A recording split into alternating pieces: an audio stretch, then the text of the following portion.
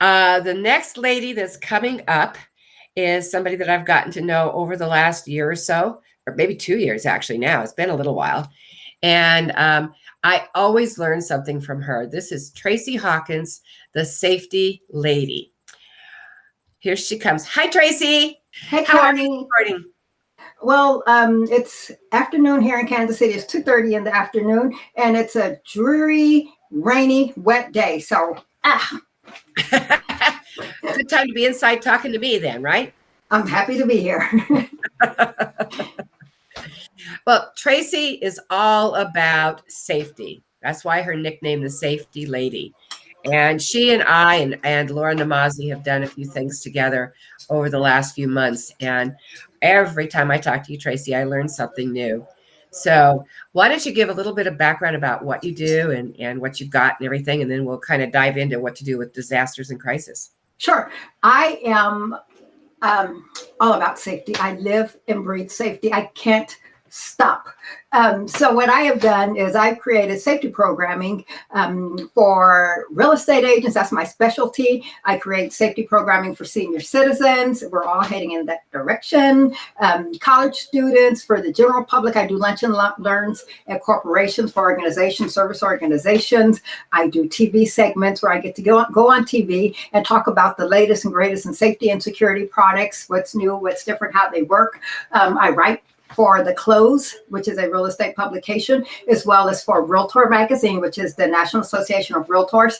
In the past, I've written for SheKnows.com. So I am all about safety, however it comes. And my passion, Connie, as you know by now, is teaching people to live and work safely. I do that virtually. And then looks like this year I'm getting back on the road. So I am excited about that. And I'm going to be doing a combination, I know, going forward. So anything and everything to do with safety, I am here for it.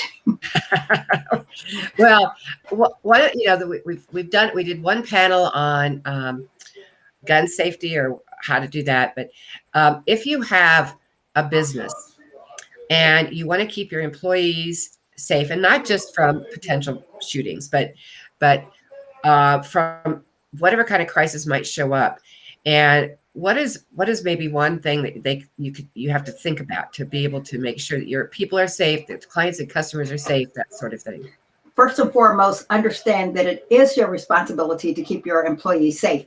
So many times, so many businesses are focused on OSHA safety, making sure that they have the OSHA safety cover, because there are, how do I say this, OSHA safety police.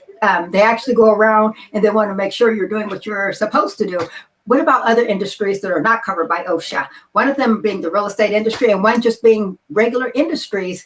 Non-OSHA safety is a big deal. So that's what I would say is, no matter what size your business, focus on safety. And one thing that I got to do, Connie, is here in Kansas City, I wrote an article, I want to say about 3 or 4 years ago, where I tell small businesses or any business why it's important to keep your employees safe even off the clock. So people think when they go home, that's not my problem anymore. But it is your problem, because if your employee is a victim of a crime, whether it's a rape, sexual assault, a burglary, a car accident, whatever it is, it impacts your business directly. That means if your employee has to be out for counseling, that's your EAP program. If your employee has to go to court as a witness or as a victim, if they have to be in crisis counseling, if they're off work and recovery, no matter what it is, it impacts your bottom line, because now you have to find someone to replace them, whether temporarily or for the long term. So my goal is to teach businesses of all sizes that you do need to be concerned with your employees even off the clock. And that's why my safety workshops are important. Personal safety on the road, at home, when you're just out and about in the car, social media safety. So I would say, especially small to medium-sized businesses who say, oh, I don't have a budget for a safety or security department, that's where collaboration comes in. And that's what you're all about, Connie. And that's how we have come together, collaborating. Let someone coordinate, someone like me, coordinate your program. And that's where I bring in experts like Connie and, like you mentioned, Lori, and other workplace shooting experts and people who I know, true subject matter experts. Get a team together and let us be your safety and security department, no matter how big or how small your business is. That's enormous. I think there's so many different aspects of safety that we have to take into consideration. Obviously, OSHA is part of it, but that is just a small part of it. I mean, there's so much other that we need, especially in today's society. In March and April, we had 6 mass shootings that killed 36 people. So it's like, unfortunately, it's not something we want to talk about. And everybody wants to try to avoid the subject. The bottom line is, if we avoid the subject, then we don't have any solution to the problem. And we have to do whatever we can. But you also have, like you just mentioned, a car accident, or if there's something going on at home, that all affects the safety of how your business is going to be operating. So I think those are really critically important. I want you to take a minute now, and I want you to talk about what we need to do to keep ourselves personally safe. I know you do a lot with the real estate community, but it applies to everybody that's out there walking on the streets or meeting somebody that they may not know before. So if you could just kind of go through the safety tips that you give to people about how to keep yourself personally safe. Right. And you're right, Connie. It goes beyond the real estate industry. I've had an opportunity to do my personal safety program for Fortune 100, 500 companies, American Airlines headquarters, Sprint headquarters, Waddell and Reed. So many companies realize that we need to keep our employees safe. So I always start with the personal safety. And the number one thing that I start every presentation with, no matter who the audience is, instinct. We all have a built-in survival mechanism that is hardly ever wrong. We all possess it. Every animal in nature has it. Human beings are the only ones who ignore it.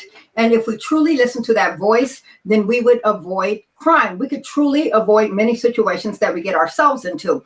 In talking with rape crisis counselors as well as crime prevention officers, when they interview victims say, I had a funny feeling, or I knew something wasn't right and something told me not to do that.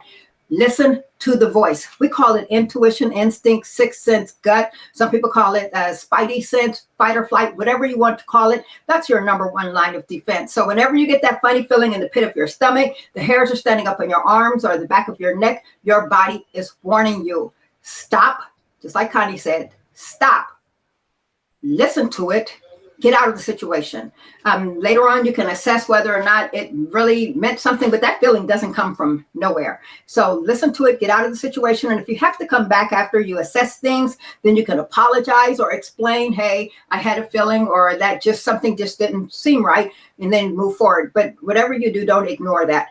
I also tell people, Connie, to create a safety plan. Everyone needs to know what they're going to do in any given situation. And the goal is to think about it before you get in a dangerous situation. And oftentimes I say, play the what if game. So have a thought in your mind. Connie, I used to own a retail store in a mall, and it was safety and security items, everything safety and security, every different section, for babies, for homes, cars, people, everything.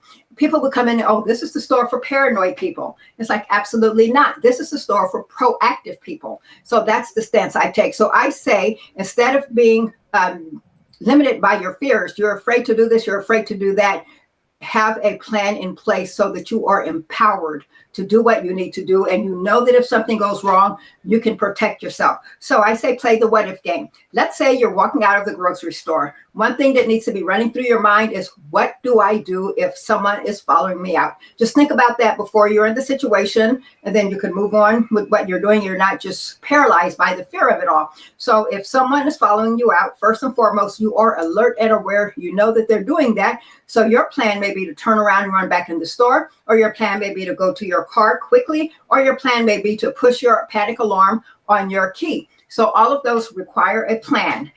So if it's to push the alarm on your key ring, that means your keys have to be accessible. You have to be able to get to them in a hurry. If it's to run to your car, that means you don't have too much stuff stopping you from getting to your car. Go straight to your car. Whatever it is, have a plan. If you're lying in bed tonight, it's midnight, and someone's coming into your house and they're not supposed to be there, what is your plan? If your plan is to call 911 or grab your weapon, that means you have your phone handy, or you have your weapon accessible and handy. So whatever situation you may find yourself in, have a plan. And those are probably the most basics. And in my class, Connie, I talk about how to create a safety plan for any given situation. We talk about safety. We talk about home security, how to do-it-yourself burglar-proof your home. And I tell people, and that starts with the basic premise of pretending you are a burglar. We're not criminals, so it's hard to think like a criminal, but sometimes you have to outthink the criminal. So that means you have to walk out in front of your house or apartment, whatever it may be, and look at it and then think, how would I break into this house if I had to? Now you're thinking there's no way. Imagine a pot of water boiling on the stove and your door is locked. Imagine the baby crying in the house and your door is locked. I guarantee you, you will find a way in your house. And keep in mind that professional burglars do this for a living. If you can figure it out, they can too. So by doing that, you're identifying your vulnerabilities, and we better get that lock fixed on that door that we never think about, or we better make sure that window's locked or closed at all times. So it's a comprehensive plan, and it's simple enough. But if people don't have a plan in place, it's easy to say, "Oh, that's stuff we know." But if you don't have a plan in place, it's hard to implement it. I have to tell you, there was just, and you probably saw the story on TV about the young girl that the guy was trying to kidnap.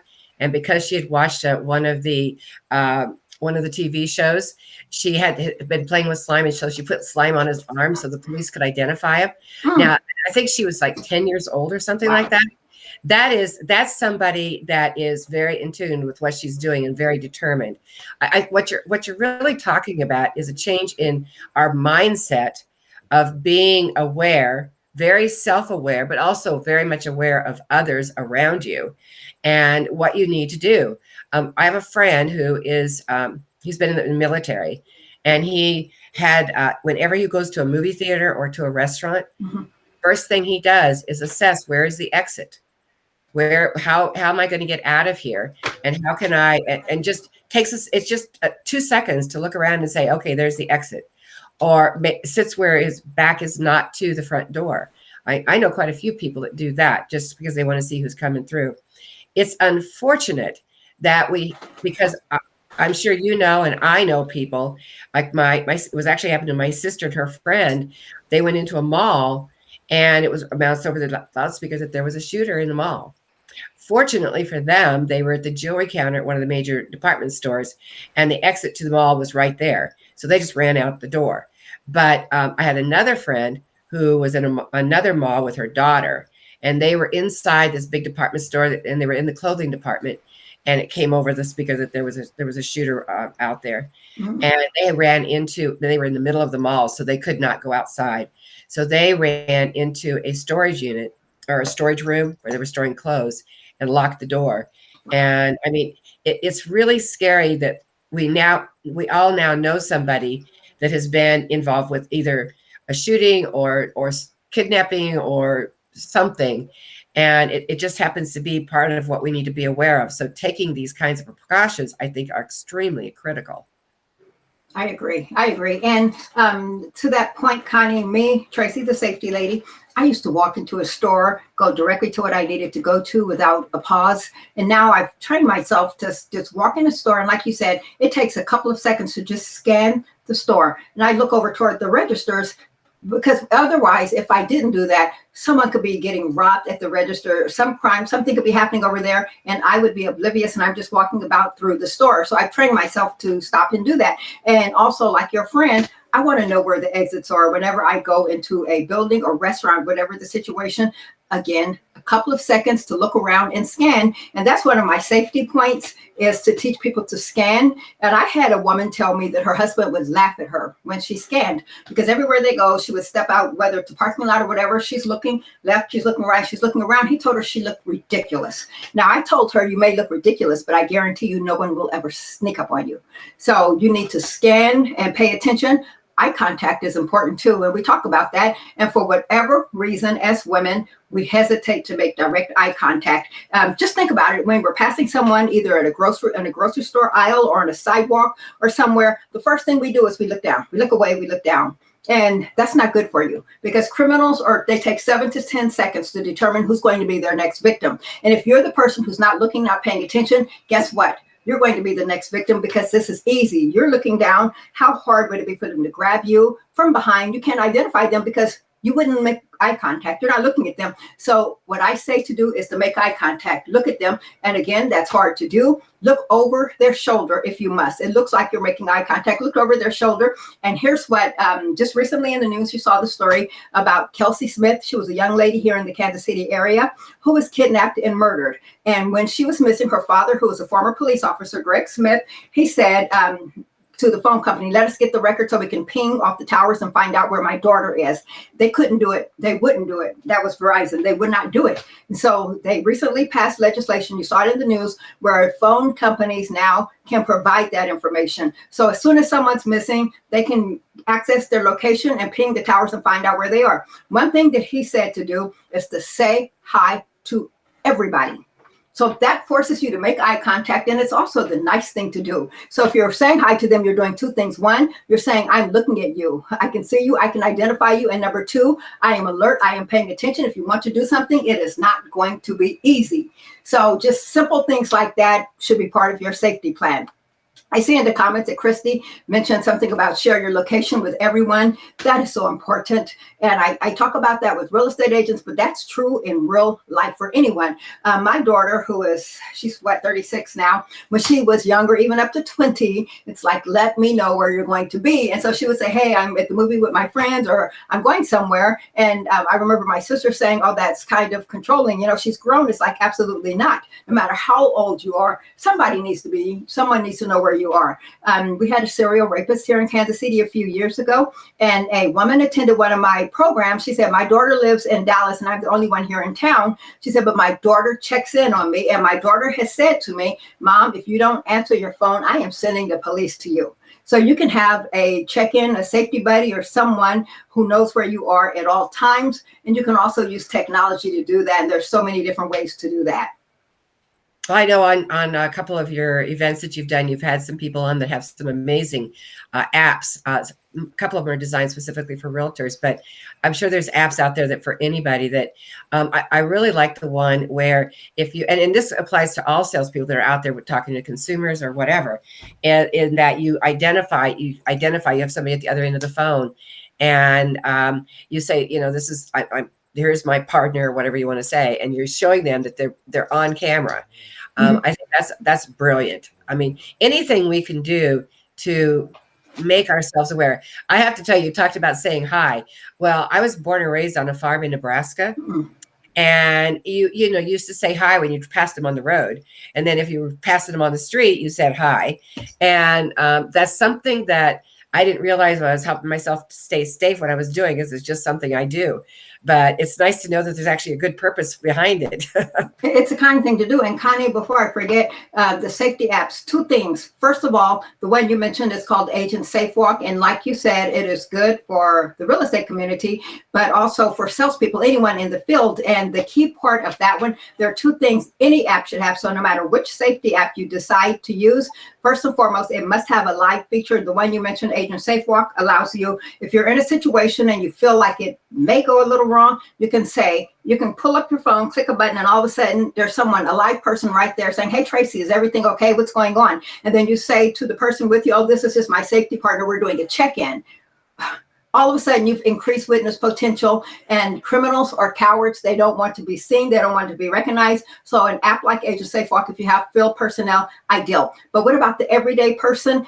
If you use Google Maps, and almost every single one of us does, you already have a safety feature on your phone that you simply must use.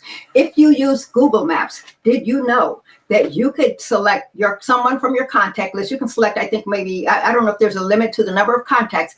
From your contact list, you can allow that person or those people access to your real-time location on your phone. It's as simple as going to the settings in your Google Map, and then you look for the security setting, the Find My Location setting. Those people can look at their phone, look at your account, and real time know exactly where you are. And one thing I like about it is every time I would activate it just to see what it does. Every time I stopped somewhere, it would say, hey, this person has stopped here. My location has changed. Here's where I am. I did not have to push a button. I didn't have to do anything. And you can limit the time that people can do that. So if you know you're going to be out shopping for about 3 or 4 hours, then you give those people access to your location during that time, or you can just have it on 24/7. So one thing that guarantees is that someone always knows where you are, but it still involves you telling someone, hey, I'm going to be shopping this afternoon. So that way that person is on alert and notice, and they know, let me check in on Connie and see where she is and if everything's okay. If you're worried about privacy, again, just limit the time that they can do that. And that is free. What I like about that is there's so many apps on the market that says our major feature is if you're in trouble, push a button and it's going to send a report to your contact list telling them you're in trouble. that's a no-go. Because if you're contactless, they don't have their phone in hand, help's not coming. And more than likely, by the time you push that button, there's already a crime in progress, and you're simply sending people to a crime scene. So use Google Maps and make sure someone knows where you are at all times. And you don't even have to do anything. You don't push any buttons after you set it up. Nothing has to happen. You know that you're never alone. That is incredible advice. I see every time I talk to you, I learn something new and different about how to be safe. So, and that's good in a disaster, Connie. Just like you were saying earlier with the kids, you were saying something about checking in with family. If you know that there's a tornado or a hurricane or something going to happen, activate your location feature on your phone. Let your family and friends be part of that list, and then they can check in on your location at all times. Oh, that is absolutely brilliant. Absolutely brilliant. Tracy, it's amazing. I mean, so I think next month is June is National Safety Month, right? It is. Besides what we've talked about, what are some other tips you might be able to give for when it comes to safety and security? For personal safety, I can't say it enough. Trust your instinct. Have a plan. If you haven't had any kind of safety training, sign up for safety training. It's something I'm doing on a regular basis. I know you do it. Any kind of safety training, anything that you can do to make sure you are ready is important. One thing that I've done, something new that I've started with the business community, not just for real estate agent, but for any kind of business, is I've started a Lead with Safety series. So what I do is I create safety and security contact. I kept hearing statistics about salespeople, especially in the real estate world, working with clients, getting great reviews, and then down the line, when it's time for that client to buy or sell again or to engage again, whatever it is, they don't go back to the original salesperson. That's because they're not top of mind. They're not thinking about you. So I am the one who always stresses lead with safety. Educate your clients all along the way on how to be safe. And no one else really does that. So let that be your focus. But I am a writer. As I explained, I write for Realtor Magazine as well as The Close. And I'm always a expert for other publications. Anyone who wants a safety expert, they come to me. I decided, let me share my writing skills and abilities with those out there. So I write short articles on a monthly basis. So if you are a salesperson or you're just a business or a company and you want to stay top of mind with your clients without always asking for the sale, let me write for you. I do home security, personal safety, auto safety, fire safety, safety on the road, cyber safety, safety online, technology safety, all kinds of things, all kinds of content that I say you subscribe, and then you copy and paste what I write, share it with your consumer, your client, your would-be clients. That way they hear from you on a regular basis and you're looking out for their safety. No one's going to report that as spam. And it's something that every single person is concerned with. So let me help you share safety content, copy and paste it on your email, on your website, on your social media. I've got the content, you share it, stay top of mind. I have to tell you, so I love those suggestions, and those are the kind of suggestions that we do when somebody becomes an advisor. They are able to, I do articles like you do for everybody to send out, and there's no better way to keep your face and your voice at the top of the list. When we go out, we teach all about the disasters as a whole, a preparedness plan. Really, basically, that's what you're doing too, and it's so badly needed. People just like everything else, people don't think it's going to happen to them until it happens to them. Until it happens to them, exactly. And one thing that you mentioned, just your instincts. If you get that hair on the back of your neck going up, pay attention to it. I think that's really critically important. Number one, so safety tip. Are you going to be doing any special presentations during National Safety Month? Are you? Of course I am. So one thing that I'm question, I know. And then I forgot, Connie, you, I, and Lori, we were doing one together too. So right.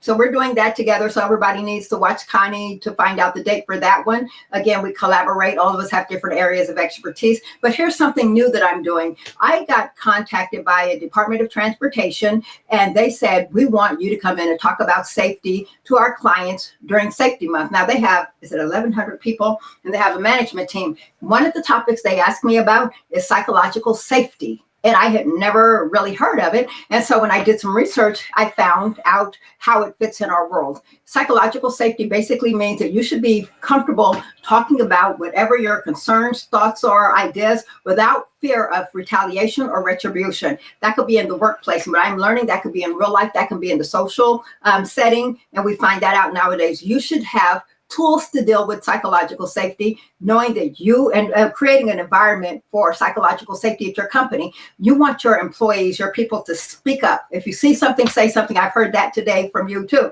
If you see something, say something, but they have to feel comfortable enough to speak up and say something. They have to know there won't be retaliation, that they won't get bullied or harassed. And so that's what I'm doing. That's one of my new projects that I'm working on, is teaching employers how to implement psychological safety in the workplace, teaching employees that you can speak up, especially if it's a dangerous situation. You need to be comfortable saying it, and here's how you can do so, and helping the employers make sure there's reporting processes and communication processes in place in order to do that.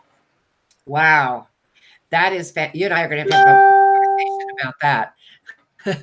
Right. That's something new and different, but it's very real, and that's very popular in the work environment. And I am happy to be a part of it. And so that just kind of lit a light bulb off, and it said, if that Department of Transportation is looking for that information, other companies surely are as well. So my job is to help them implement that with certain processes and setting it up, especially when it comes to safety reporting and any kind of safe workplace, and just being able to talk safely and comfortably without worrying about bullying and harassment. And that's a big, big deal now. Oh, it totally is. Absolutely. Well, Tracy, as always, you bring such great advice. We've got a lot of great comments here. Chrissy's saying, Tracey Hawkins, great advice. Thank you. Donna is saying, great suggestions, and I really like the app ideas. Thank you. I mean, you always bring in such good information, such good advice for people.